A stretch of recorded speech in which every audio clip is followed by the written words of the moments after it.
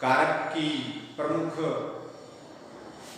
चतुर्थी विभक्ति अर्थात संप्रदान कारक के बारे में अध्ययन करेंगे। संप्रदान कारक जो है उसके प्रमुख सूत्र कौन कौन से हैं और इनका कहाँ कहाँ प्रयोग किया जाता है उसके बारे में इस कक्षा में अध्ययन करेंगे। जैसा कि सामान्य जानकारी में आपको बताया गया है कि संप्रदान अर्थात के, तो आइए हम चतुर्थ विभक्ति अर्थात संप्रदान कारक के बारे में पढ़ें। संप्रदान कारक में चतुर्थ विभक्ति होती है। पहला सूत्र है कर्मणा यम अभिप्रेति से संप्रदान, अर्थात दान आदि कर्म के द्वारा कर्मणा यम अभिप्रेति से संप्रदान।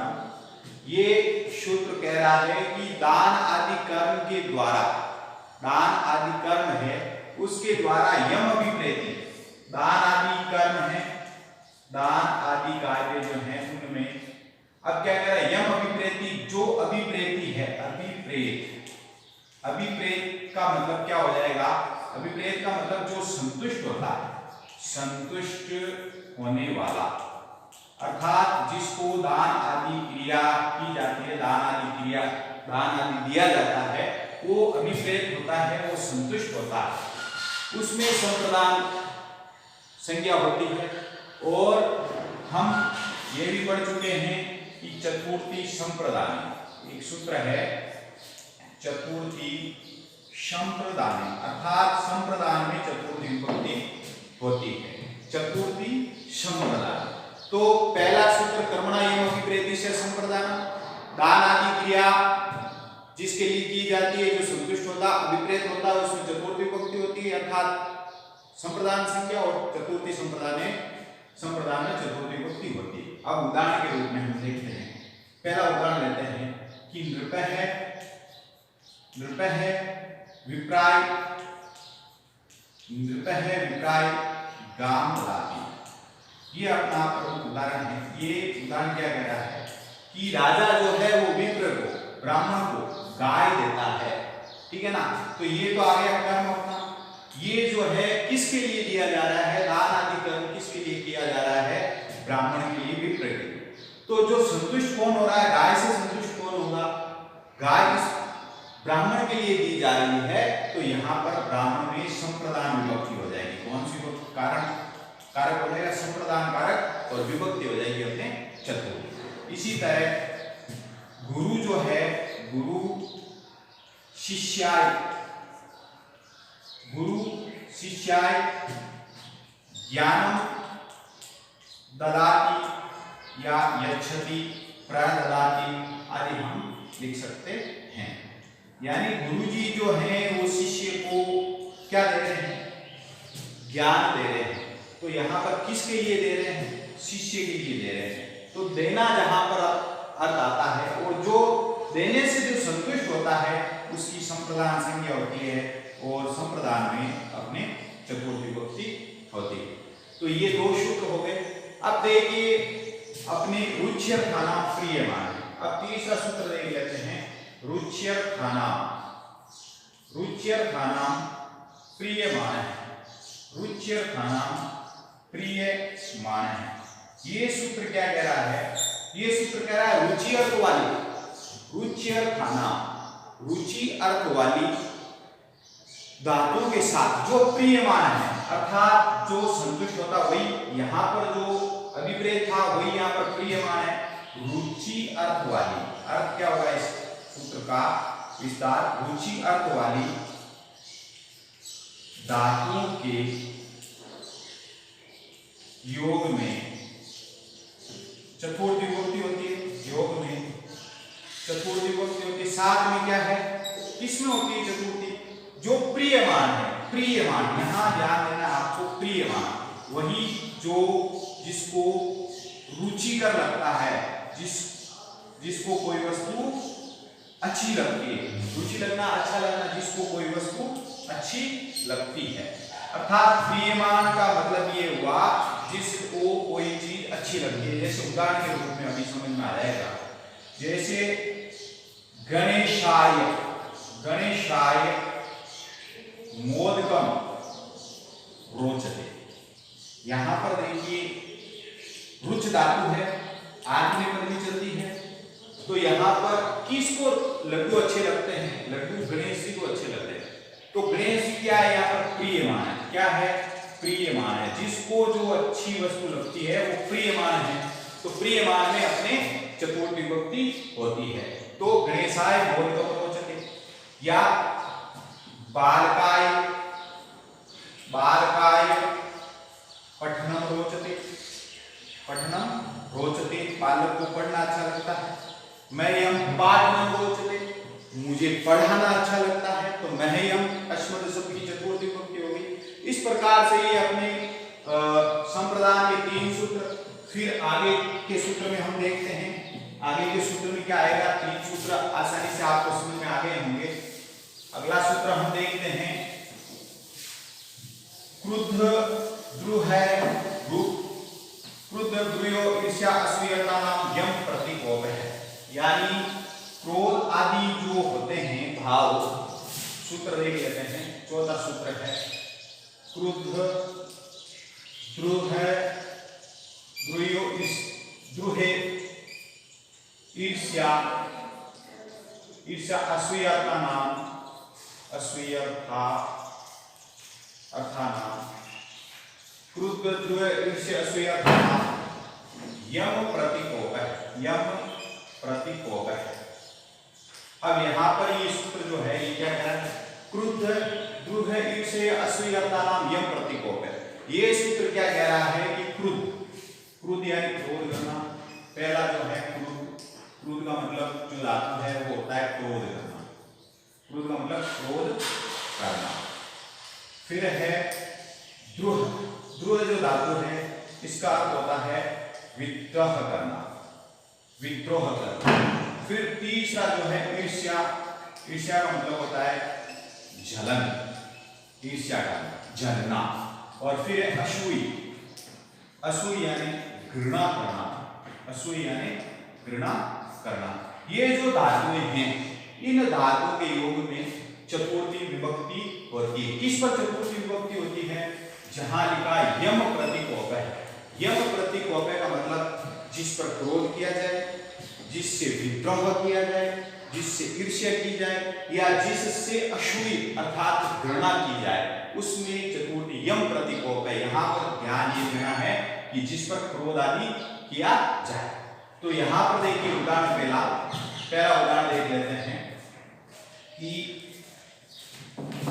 गुरु शिष्याय क्रोधी है। गुरु जी शिष्य पर क्रोध करते हैं। क्यों करते हैं? जब वो पढ़ता नहीं तो। या पिता पुत्राय क्रुध्यति, पिता पुत्र पर क्रोध करता। तो यहाँ पर भी देख सकते हैं किस पर क्रोध किया जा रहा है? शिष्य। यहाँ पर किस पर क्रोध किया जा रहा है? पुत्र पर। तो यहाँ पर यम प्रतीकोप है, उसमें चतुर्थी विभक्ति होती है। तो यहाँ पर पुत्र में संप्रदान हो गए, चतुर्थी विभक्ति हो गई, या शिष्य में भी आपके चतुर्थी विभक्ति हो गई। अब देखो द्रोह यानी विद्रोह करना। तो यहाँ देखिए शैवक है, नृपाय सेवक राजा से विद्रोह करता है। तो द्रुह्यति, शैवक है, नृपाय द्रुह्यति, किससे विद्रोह कर रहा है? राजा से विद्रोह कर रहा है। तो राजा में चतुर्थी विभक्ति हो गई। इसी प्रकार से आपके आगे है ईर्ष्या।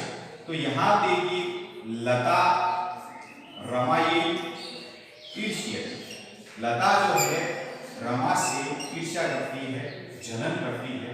तो वहां पर क्या हो गया? रमाई, किससे? रमा से।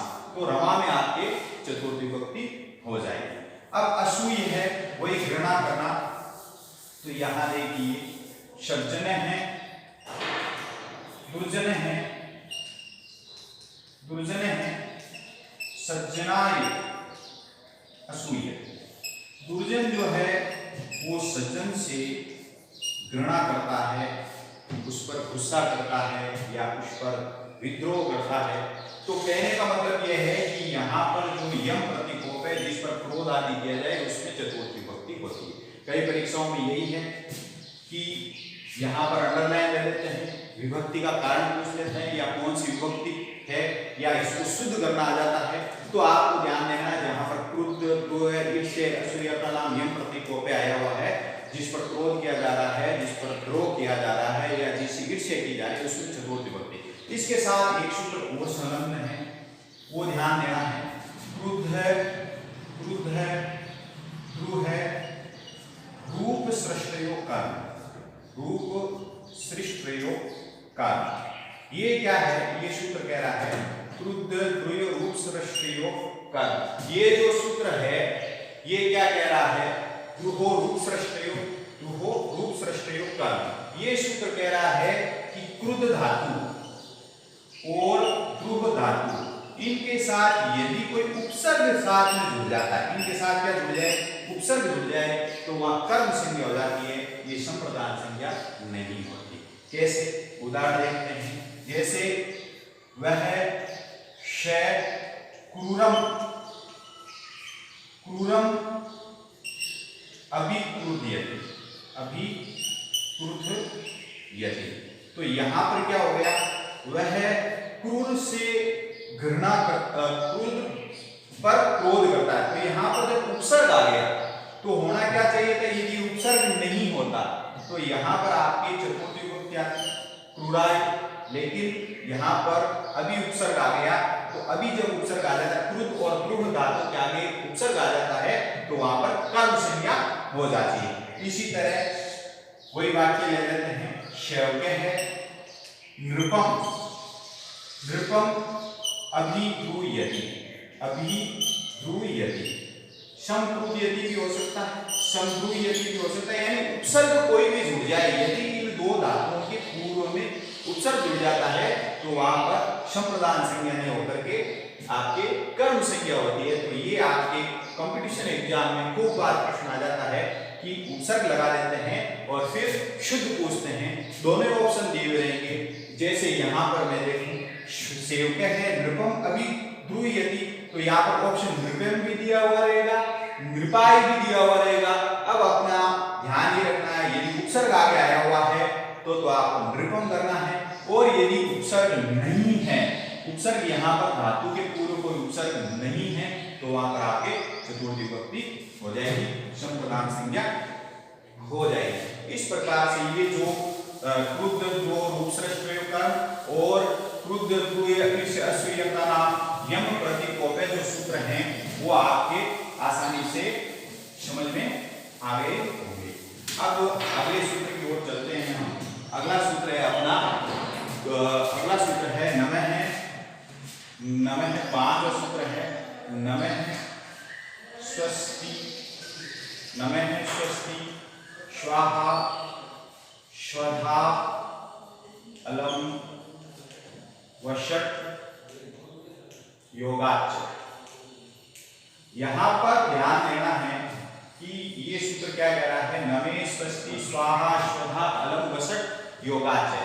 ये सूत्र कह रहा है कि नमः है, नमः यानी नमन, नमः यानी नमन, स्वस्ति, स्वस्ति का अर्थ होता है कल्याण, स्वस्ति का अर्थ होता है कल्याण, स्वाहा, स्वाहा का अर्थ होता है हवीरदान, हवीर दान, हवि का दान करना ये इत्यादि है।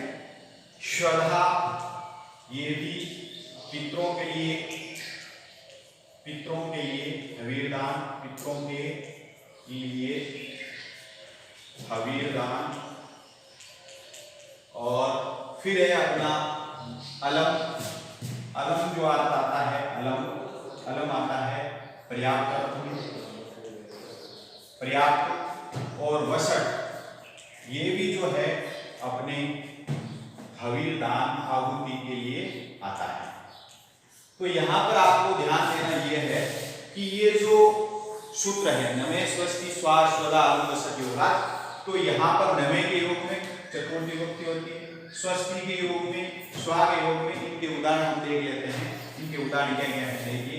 सबसे पहले गणेशाय नमः, गणेशाय नमः। तो यहाँ पर नमन किसको है? गणेश जी को। तो गणेश जी नमः के योग में जिससे नमन है उसमें चतुर्थी विभक्ति हो गई आपके गणेशाय नमः, चतुर्थी विभक्ति गणेश जी में चतुर्थी विभक्ति हो गई। फिर स्वस्ति है, कल्याण है, तो किसका कल्याण हो? प्रजा का कल्याण हो, प्रजा बहुवचन में चलता है। प्रजाभ्य स्वस्ति, प्रजाभ्य स्वस्ति, तो प्रजा का कल्याण हो, किसका कल्याण? प्रजा का, चतुर्थी विभक्ति यहाँ पर आ गई। फिर है अपने स्वाहा, तो यहाँ पर देख लीजिए अग्नई, अग्नई, अग्नई स्वाहा, यहाँ पर भी देखिए आपके अग्नि के लिए हविर्दान है। फिर श्रद्धा पितरों के लिए है, तो पितृभ्य, पितृभ्य श्रद्धा। फिर है अपना अलम, तो अलम का मतलब होता है पर्याप्त, तो हरि दैत्येभ्य, दैत्येभ्य अलम, यानी हरि जो है दैत्यों के लिए पर्याप्त है। फिर है वसट, वसट का मतलब वो भी हविर्दान, इंद्राय, इंद्राय वसट। यहाँ पर ये चतुर्थी विभक्ति यानी नमः है, स्वस्ति, स्वाहा, स्वधा, अलम, वसट योगाज के योग में चतुर्थी विभक्ति। अब इसके साथ एक ध्यान आपको ये रखना है, जैसे मैंने अभी चतुर्थी विभक्ति के साथ जो अभी सूत्र पढ़ा था हमने, उसके साथ कर्म संख्या का भी एक सूत्र पढ़ा। इसी तरह जो अलम है, मैं साथ में इसलिए बता रहा हूं कि आसानी से याद रह सके। तो यहाँ पर देखो अलम का मतलब होता है पर्याप्त, लेकिन अलम का मतलब एक निषेध अर्थ में भी आता है, निषेध, मना करना, बस, यानी तीन अर्थ में आता है, निषेध, मना करना, बस। तो यहाँ पर ये ध्यान रखना है, जब ये निषेध अर्थ में आता है तो वह तथ्य विभक्ति हो जाएगी। कैसे? उदाहरण के रूप में देखते हैं, अलम खादितेन, मत, मत खाओ या इतना ही खाओ, अलम खादितेन, अलम पठितेन, अलम पठितेन, इतना ही पढ़ो, अलम विवादेन। तो कंपटीशन एग्जाम में क्या होता है कि ये शुद्ध करने के लिए भी आता है, और कई बार ये अलम चतुर्थी विभक्ति में दे देते हैं, शुद्ध कीजिए, या अन्य प्रकार से जब प्रश्न आ जाते हैं तो आपको ये ध्यान दे देना है। फिर अपना है धारे विद्यमण्य, एक सूत्र और है अपना धारे विद्यमण्य, वो देख लेते हैं। छठा जो सूत्र है धारे, धारे वृत्तम मर्ण, वृत्तम मर्ण, ये क्या कहता है? ये कहता है धारी धातु, द्रि धातु, द्रि मतलब धारण करना, धारी धातु के योग में जो उत्तम वर्ण है, उत्तम वर्ण का मतलब होता है जो कर्ज देने वाला होता है, या जो कर्ज देने वाला है उसको उत्तम वर्ण कहते हैं। तो धारी धातु के साथ उत्तम वर्ण है, उसमें चतुर्थी विभक्ति होती है। जैसे उदाहरण के लिए हम देखते हैं कि राम है, कृष्णाय, कृष्णाय शतम धारयति, शतम धारयति, राम कृष्ण के 100 रुपए, राम जो है कृष्ण के 100 रुपए उधार लेता है या धारण करता है। तो यहाँ प्रश्न ये बनता है उत्तम वर्ण कौन है? उत्तम वर्ण ये कृष्ण है यहाँ पर, क्योंकि कृष्ण जो है वो इनको कर्ज लाता है या इनको दे रहा है। तो यहाँ पर उत्तम वर्ण प्रश्न आ जाता है सवाल के लेकर के, उत्तम वर्ण क्या है? उत्तम वर्ण कृष्ण है। इसी तरह देखो हरि, हरि भक्ताय, भक्ताय मोक्षम धारयति, हरि जो है भक्तों के लिए मोक्ष का धारण करते हैं। तो किसके लिए ये धारी धातु आ गई? तो किसके लिए? भक्त के लिए। किसके लिए धारण कर रहे हैं? भक्त के लिए। तो यहाँ पर आपके चतुर्थी विभक्ति हो जाएगी। इस प्रकार से चतुर्थी विभक्ति जो है कंपटीशन एग्जाम के भी क्वेश्चन जो है शुद्ध करने में आ जाते हैं, या कौन सी विभक्ति हो जाएगी, या उत्तम वर्ण कौन है आदि के बारे में पूछे जाते हैं। तो निश्चित रूप से